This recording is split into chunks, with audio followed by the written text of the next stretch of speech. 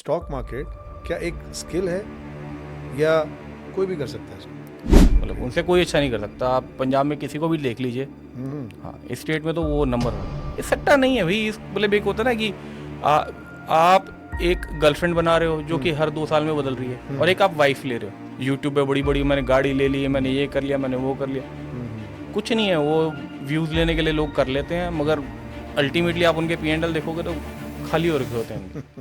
तो क्या यार, ये बढ़ गया, ये घट गया, निफ्टी बढ़ गई, निफ्टी घट गई। यार भाई तुम करने क्या आए हो यहाँ पर? आपने अक्सर बॉलीवुड की मूवीज में देखा होगा, लोग जमीन से एक दिन में, महीने में, 10 साल में या 5 साल में अमीर हो जाते हैं स्टॉक मार्केट से, और कुछ ही दिनों में अमीर से गरीब भी हो जाते हैं स्टॉक मार्केट से। अब एक सवाल आता है आपके दिमाग में और मेरे में भी, क्या स्टॉक मार्केट एक गैम्बलिंग है? क्या एक्चुअल में स्टॉक मार्केट एक बिजनेस है? क्या इसे सीखा जा सकता है? और ऐसे बहुत सारे सवाल। आज इस मिथ को क्लियर करने के लिए हमारे साथ गेस्ट जुड़े हैं मिस्टर परवेज जी। आज परवेज जी से हम लोग जानेंगे स्टॉक मार्केट में बहुत सारे क्वेश्चंस जो आपके दिमाग में भी शायद आते होंगे, और मैं भी आज उनसे जानना चाहूंगा। परवेज जी, आपका बहुत बहुत स्वागत है अरविंद भाखड़ी पॉडकास्ट में। नमस्कार सर। सबसे पहले मैं अपना ये क्वेश्चन का जरिया शुरू करने से पहले, सिलसिला शुरू करने से पहले, आपके बारे में जानना चाहूंगा। सर मैं 2011 का क्वालिफाइड चार्टर्ड अकाउंटेंट हूँ, ओह वेरी गुड। और अभी तक चार्टर तो नहीं लिया, बट CFA के सारे एग्जाम लेवल्स मेरे पास हो चुके हैं। Wow that's great. पहले कुछ साल प्रैक्टिस की, और side by side time pass के लिए स्टॉक मार्केट करते रहते थे। अच्छा professionally I went into markets in 2018। अच्छा। हाँ, फुल टाइम सब कुछ छोड़ दिया। अब यही माता है, यही पिता है, यही तो सब कुछ है। 2011 से 2018 फिर आप क्या जॉब करते नहीं, रहे? प्रैक्टिस ही मेरी अच्छा, अपनी प्रैक्टिस करते प्रैक्टिस रहे। ही, और मार्केट का काम तो तब भी चलता रहता था। अच्छा, वो साथ साथ करते थे। मार्केट तो सर मैं जब इंटर्नशिप कर रहा था तब भी मार्केट करता रहता उस टाइम और पे वो भी। कौन सा साल था वो? 7-8 की बात है। अच्छा, 2007-8। हाँ तो 2007-8 से आप स्टॉक मार्केट के कहीं ना कहीं टच में आ गए थे आप। बिल्कुल था। Okay that's great. And then you did CA और फिर प्रैक्टिस करते रहे आप। हाँ जी। Okay that's great. तो स्टॉक मार्केट में बहुत सारे लोग आते हैं, और आज तो क्योंकि ये अकाउंट्स खोलना ऑनलाइन डीमैट बहुत इजी हो गया है, तो हर एक आदमी इससे पैसा कमाना चाहता है। बट आपने स्टॉक मार्केट में आए तो सीखा, या किसी से सीखा, या सीधा स्टार्ट कर दिया? नहीं, मैं 2018 में मेरे फादर के कज़न हैं जो मेरे मेंटर बने यहाँ लुधियाना के अंदर, अच्छा sir. Late Shri Dharmpal Gandhi ji. Okay तो उनके साथ मैं श्री अनुराग अरोड़ा जी के भी टच में आया, ओके। और श्री सुधीर गुप्ता जी के भी। अच्छा तो इन तीनों को मैं अपना मेंटर मानता हूँ। इन लोगों से मैंने निटीज एंड ग्रिटीज हर चीज़ स्टॉक मार्केट की सीखी, अच्छा। और जो ईश्वर की कृपा से जो सक्सेस मिली है वो, देखो किस्मत तो होती है कि Right. किस्मत आपको ऐसे लोगों के टच में ले आई। तो कभी भी ऐसा नहीं हुआ कि जब शुरुआत में ट्रेडिंग करी, जब फुल टाइम ट्रेडर बन गया मैं 2018 के अंदर, कि मैं कभी नुकसान में हुआ। कि लोग ना 2-2 साल लग गए हमें कि जी हमें प्रॉफिटेबल ट्रेडर बनने में, इन्वेस्टर बनने में। Right from the first day मेरे को इन लोगों ने कहते हैं ना उंगली पकड़ पकड़ के चलना सिखाया कि भाई, ये उससे पहले मैं ऑप्शंस कभी नहीं करता था। ओके ठीक है, स्विंग ट्रेड कर लिया, शेयर खरीद लिए, शेयर बेच लिए, तो इतना एक्सपीरियंस होता था अपने को। ओके। तो उसके बाद इन लोगों ने बहुत सिस्टमेटिकली इनके साथ मैं बैठ के सीखा, समझा। मैंने भी अपनी बातें कुछ उनके साथ शेयर करी। तो इस तरीके से मैं मार्केट के अंदर फुल टाइम प्रोफेशनली काम करा मैंने। तो जिनसे आपने सीखा, जो आपके मेंटर रहे हैं मिस्टर गांधी, तो उनका इस स्टॉक मार्केट में या इस बिजनेस में कितने साल से थे? सर वो तो 30 ईयर्स प्लस थे मार्केट के अंदर। 30 ब्रोकर years थे plus। पहले वो, अच्छा फिर ब्रोकरेज में उनका मन नहीं लगा। ओके कहते ठीक है, अपनी NSE की टिकट है, चलने दो। ठीक है। और फिर खुद ही इंडिविजुअल इन्वेस्टर बन गए। किसी का पैसा भी मैनेज नहीं करते थे वो। अच्छा बहुत अच्छा कमाया उन्होंने, बहुत अच्छा किया।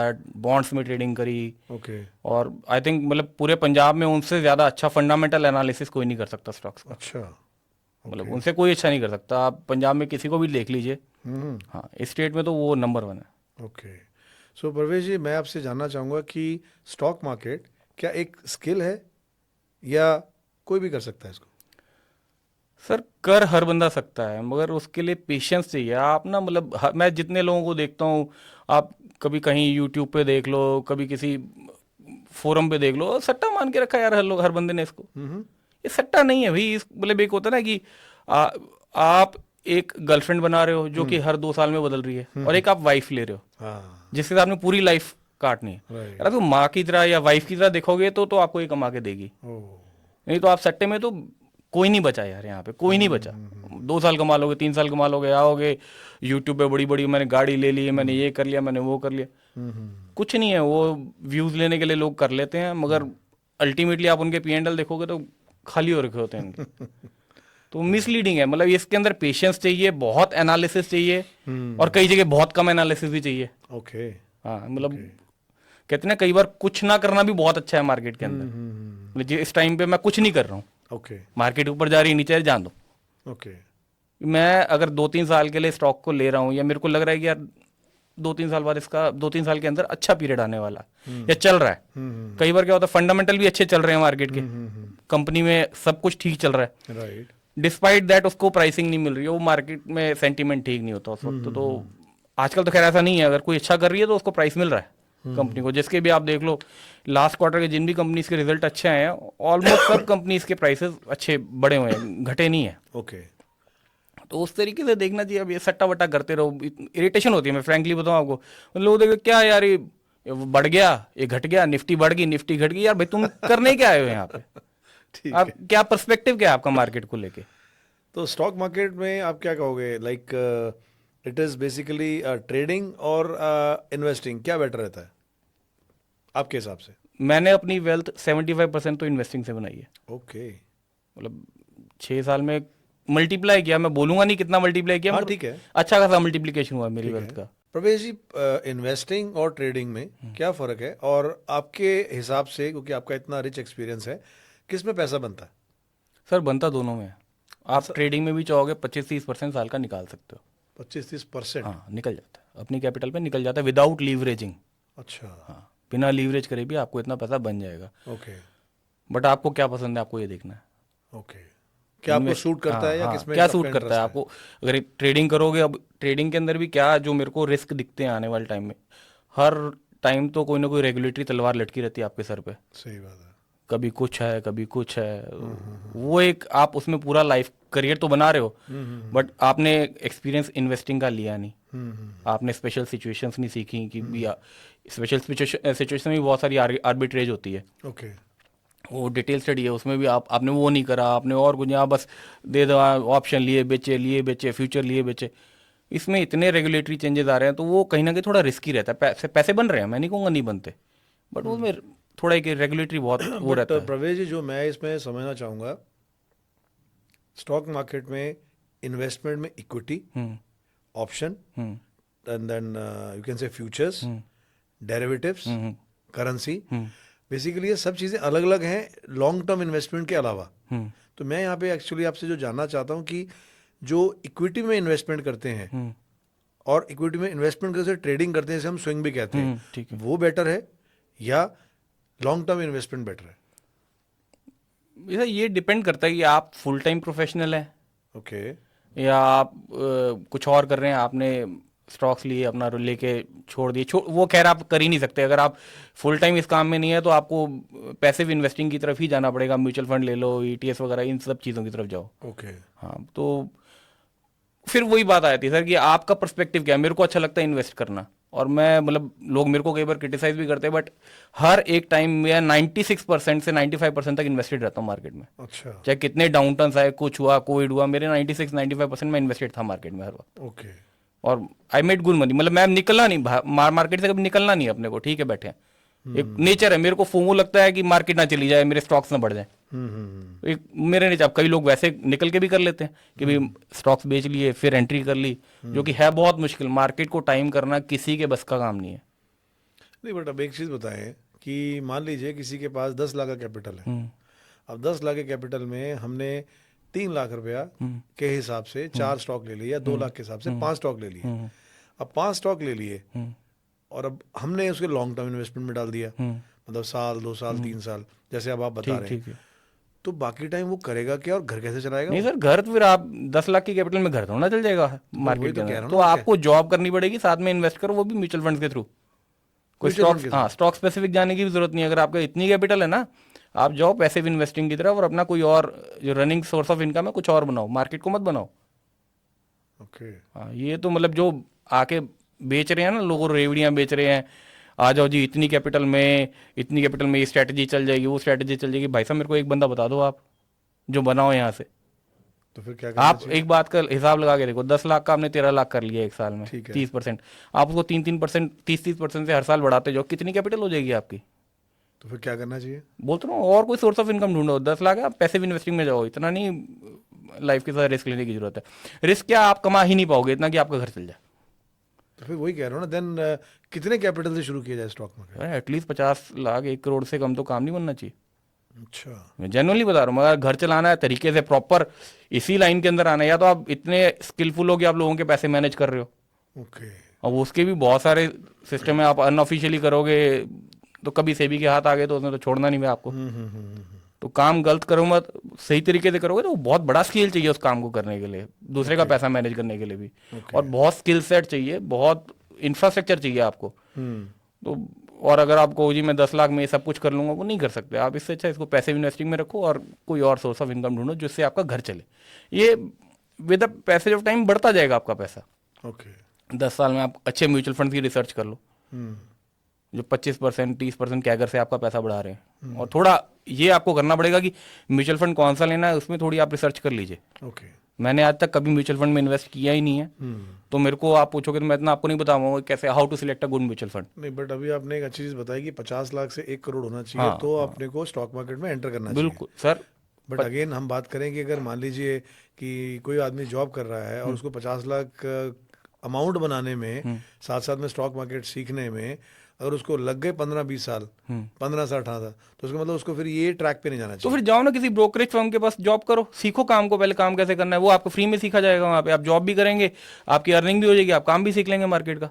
Okay, that is the right way. हाँ, वो ऐसा काम, अगर आपको इतना ही पैशन है मार्केट के बारे में तो आप ऐसी जगह जॉब करो पहले। वहाँ आपको इतना रिच एक्सपीरियंस हो जाएगा कि आप अपना पैसा भी मैनेज कर सकते हो और धीरे धीरे दूसरे का पैसा मैनेज करने लगे। जैसे आपने बताया कि आपके जो बॉस थे, जो आपके गुरु थे, मेंटर थे, मिस्टर गांधी, तो आप जब उनके पास सीखते थे तो इट वाज व्हाट 2-3 घंटे या पूरा दिन? सर मैं पूरा दिन उनके पास होता था, उनके ऑफिस। अच्छा। रात को भी अंकल से बात, मेरे अंकल ही थे तो बात करता रहता था, तो उन्होंने तो बेटे की तरह सिखाया मेरे को। Right from the first day जब मैं उनके ऑफिस गया, आजा बेटा इधर इधर बैठ, देखिए ये सब कुछ होता है। नहीं, बट आपको ये इतना कॉन्फिडेंस था कि आप उनसे पूरा दिन लगा रहे हो और कितने महीने साल लगा रहे हो, तो कल मैं इस फील्ड में एंटर करूंगा तो कुछ कर पाऊंगा? सर मैंने ना 2007 में बहुत अच्छे पैसे बना लिए थे। मारता सट्टा था। वो कैसे? वही खरीदा बेचा, ऑप्शंस नहीं करता था, ऑप्शन शायद था भी नहीं उस टाइम पे, बैंक निफ्टी वगैरह होती भी नहीं थी। खरीदा बेचा और उसमें लीवरेज लेते थे 4-4 5-5 टाइम्स की। तो 3 लाख का 15 लाख कर दिया था 2007-8 में? हाँ जी, 3 लाख का 15 लाख, और 15 लाख से सीधे आधे हो गए थे पैसे, हाथ जोड़ के निकला है मार्केट से कि ये काम नहीं करना, ये भी उड़ जाएगा अगर रह गए तो। ओके। क्योंकि हम लीवरेज पे हैं, वहाँ ब्रोकर की कॉल आ रही है, मार्जिन शॉर्ट वो आपके सारे शेयर्स काटता जाएगा, क्योंकि जहाँ उसकी इक्विटी डिप्लीट होने लगेगी उसके अंदर कि आपने तो 4x लिया है, आपने 1 रुपया दे के अपनी 4 गुना लीवरेज पे माल उठाया दूसरी तरफ से, तो वो तो जहाँ आपका 1 रुपया खत्म होने काटना शुरू कर देना ब्रोकर ने। तो उस समय आपका क्या एज था और कौन सी क्लास में थे, पढ़ते थे आप? मैं इंटर्नशिप कर रहा था। ओके। ओके। तो मैं एक फर्म थी BMR एंड एसोसिएट्स, वो तो अब लिक्विडेट हो गई। वहाँ पे मैं इंटर्नशिप करता, अपना ऑडिट करते रहते थे। तो बच्चे थे उस टाइम, क्या वेरिफिकेशन वाउचिंग, वो बहुत छोटी बेसिक सी चीज़ है, तो वो करते रहते थे साथ में। मेरे को उन लोगों को पता लगता था कि फ़ोन पे मेरे एक फ्रेंड था ब्रोकर, तो उसके साथ बात फ़ोन पे रहता था कि भाई ये खरीद ले, ये बेच ले। तो सारे वहाँ पे जितने भी सीनियर चार्टर्ड अकाउंटेंट थे मेरे को हर्षद मेहता कहना शुरू हो गए थे कि साला तू तो हर टाइम सट्टे मारता रहता है। ओके। हाँ, तो गलत था वो, बहुत गलत था वो, मतलब वो सुसाइडल था। टिप्स पे नहीं चलना चाहिए? नहीं, टिप्स नहीं थी उस टाइम पे। अच्छा, टिप्स नहीं थी। बेसिकली स्क्रीन रीड करता था। ओके। मगर लीवरेज पे खेलने का क्या मतलब है?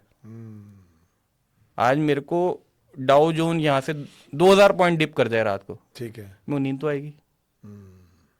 मैंने स्टॉक्स 4 साल 3 साल 2 साल के लिए लेके रखे हैं, मैं कन्विक्शन के साथ होल्ड करके बैठा हूँ, टाइम तो आएगा, कोई दिक्कत नहीं है।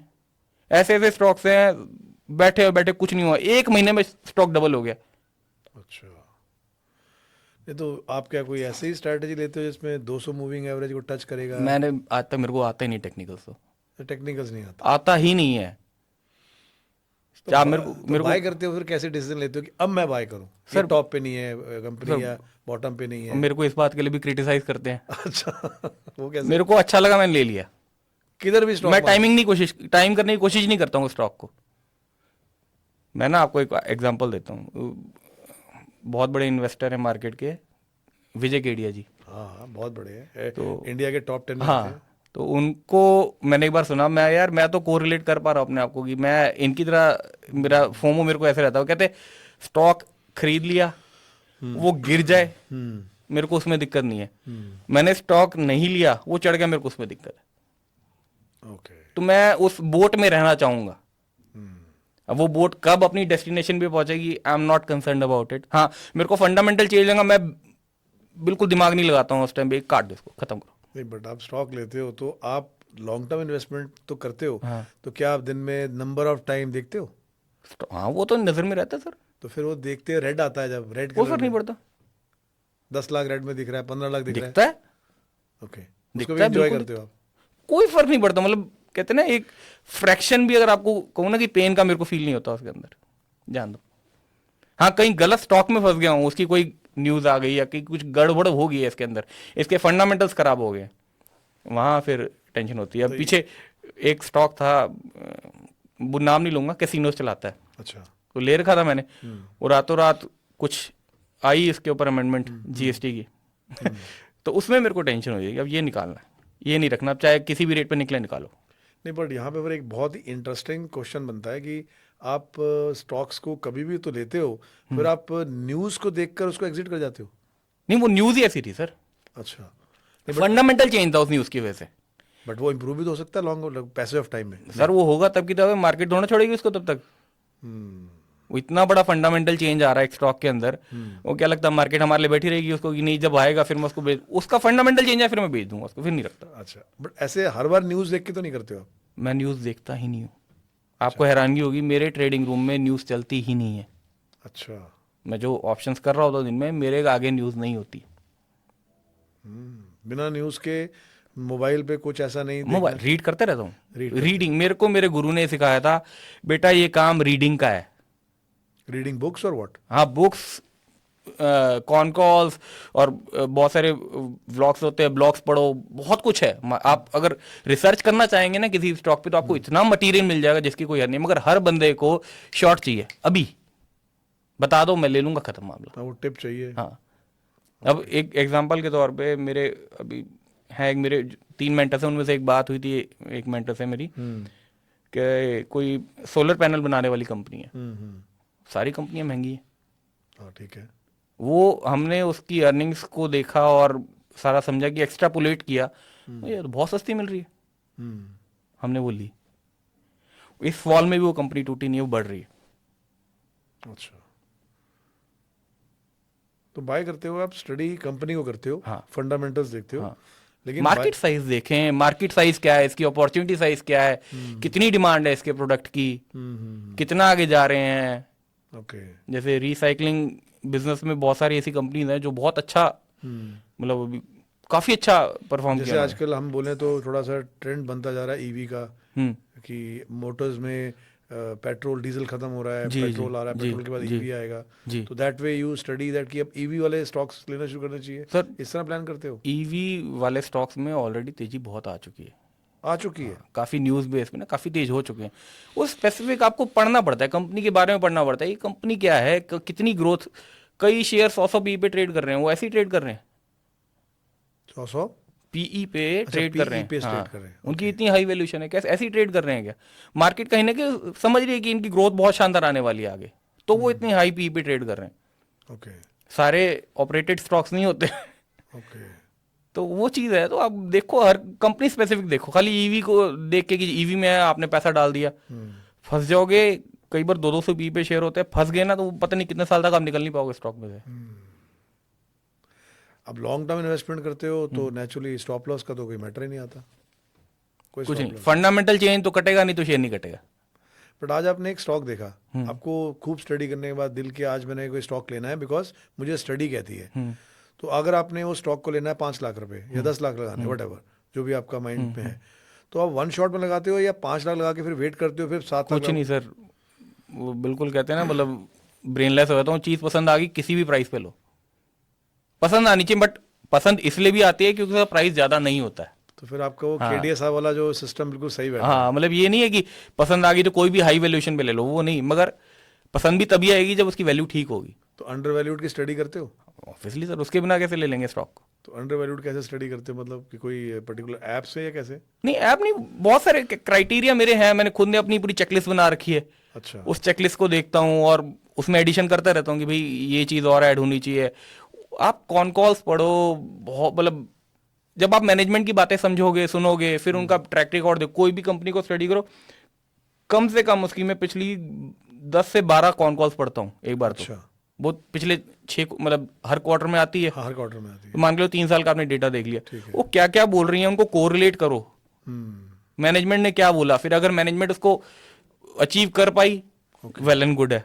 If it is not able to achieve, क्या कारण थे, कोई आपके मतलब इकोनॉमी कह रहा हूँ, सॉरी गवर्नमेंट का नहीं वो नहीं, मैक्रो चेंजेस हैं, मैक्रो रीजंस की वजह से वो चीज़ अचीव नहीं हो पाई है, या फिर कोई टेलविंड से अभी हो गया अगली बार नहीं होगा, मतलब वन टाइम कोई गेंस आ गए, या आपको लग रहा है अभी तो ये कुछ गवर्नमेंट ने कर दिया तो इस वजह से इस बार इनको फायदा हो गया, आगे कोई लंबी चौड़ी स्टोरी नहीं। तो बहुत इलेबोरेटिव स्टडी है सर, इसको मतलब आप ना बोल नहीं सकते कि यार ये चीज़ देख लो तो ये हो जाएगा। आप 2 साल बाद देखोगे और 4 चीज़ें ऐड होंगी चेकलिस्ट में हमारी, यार ये भी देखना चाहिए।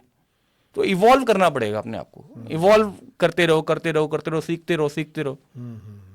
वो चीज़ लर्निंग है, लाइफ लॉन्ग लर्निंग है इसमें। आपको ना कि यार मेरे को ये आ गया, मैं इन्वेस्टिंग सीख गया हूँ, हो ही नहीं सकता। नहीं, बट जैसे अब आप कह रहे हो कि आपने जो आपके मेंटर से सीखा, तो उसमें उन्होंने ये सिखाया कि स्टडी करते रहना चाहिए किताबों को? वो ये बोलते थे, कहते ये बिजनेस ही रीड करने का, पढ़ने का है बेटा।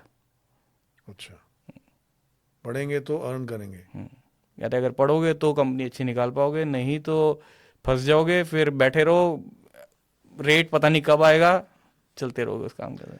ये कहाँ तक कहना सही है प्रवेश जी कि ये प्रोफेशन जिसे हम स्टॉक मार्केट में बिजनेस के नाम से कहते हैं इसको, ये कई गुना डॉक्टर से, इंजीनियर से, CA से, इवन फिल्म स्टार से भी बेटर बिजनेस है? तो आप इस बात से एग्री करते हो? बिल्कुल है। मैं तो I consider stock market as my third mother. First Jagdamba, second my mom, third stock market. मैं इसको इस लेवल पे रिस्पेक्ट करता हूँ।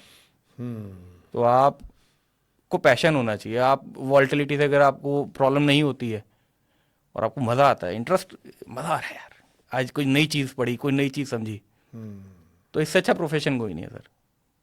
बट इसको प्रोफेशन मान के करेंगे, गैम्बलिंग करके नहीं। गैम्बलिंग में तो कोई नहीं बचा सर, मेरे को एक बंदा बता दो जो गैम्बलिंग में बनाओ।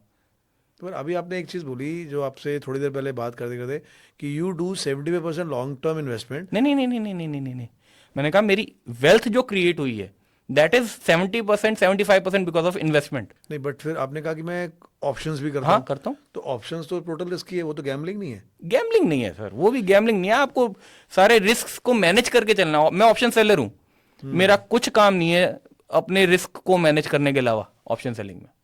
अगर मैं मोटे तौर पे आपको बोलूं, if I can manage my risk well, I can make good money in option selling. तो उसमें स्टॉप लॉस लगता है? एवरीथिंग एल्गो से करता हूँ। एल्गो से? हाँ। ओ, कोई मैनुअली कुछ नहीं, बिल्कुल कहते हैं ना, आपने कोई इमोशन नहीं लगाने उसके अंदर। वो चीज़ तो रिस्की है, मैं खुद बोलता हूँ। उसके लिए आपको डिसिप्लिन चाहिए, बहुत डिसिप्लिन चाहिए। अब इसको ऐसे लेके चलते हैं कि आपके पास 10 लाख है, तो 10 लाख में आप कितना लॉन्ग टर्म इन्वेस्टमेंट पे पैसा फंड्स रखते हो और कितना ऑप्शंस पे? वही जो आप रेशियो बोल रहे हैं चल जाता है। थोड़ा बहुत आप ये बॉन्ड्स वगैरह लेके भी कर लेते हो, इनके ऊपर भी आपको मार्जिन मिल जाता है। स्टॉक्स भी मिल जाता है, बाकी कैश रखते हैं कुछ करके, इस तरीके से हो जाता है। बट मेरी इनकम का मैं आपको बता सकता हूँ कि वो 70% या 75% इन्वेस्टिंग से ही आई है। जो मेरा बाकी जो इनकम नहीं कहूँगा, वेल्थ कहूँगा उसको, जो मेरी डेली इनकम, डेली नीड की इनकम है, वो मेरी यहीं से आती है, ऑप्शन से। ऑप्शंस और फ्यूचर दोनों डिफरेंट है, सेम ही?